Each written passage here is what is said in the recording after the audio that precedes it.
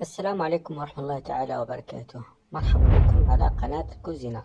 أولا مقادير السردين مقلي. الطريقة،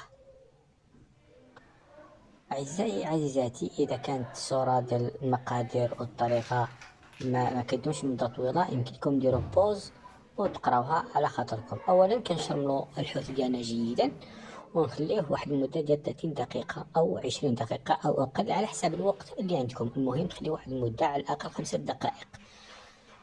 ثم من بعد ما كيتشرمل لينا كناخدو القليل من الدقيق نمرره فيه ثم نقليه في زيت ساخن كما كتشاهدوا معنا على الطريقة.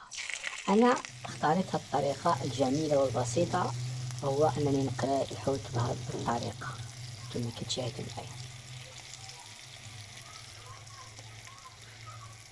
الحوت ملي كنشرملوه كيعطيه واحد البنة جميلة جدا، ماشي بحال ملي كنطلقو عليه في الساكن نقليوه. من أحسن الحوت نشرملوه. ما تنسوش أعزائي عزيزاتي تزوروا موقعنا باللغة العربية www.cousina.com وباللغة الفرنسية والإنجليزية cousina.uk.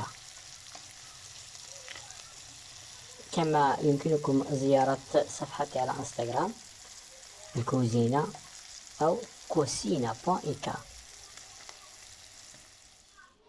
كما كتشاهدوا هذه النتيجة النهائية. ما تنسوش تشتركوا في القناة وتبارطاجيوا الفيديو مع الأصدقاء، وإلى فرصة قادمة بحول الله. بالصحة والراحة.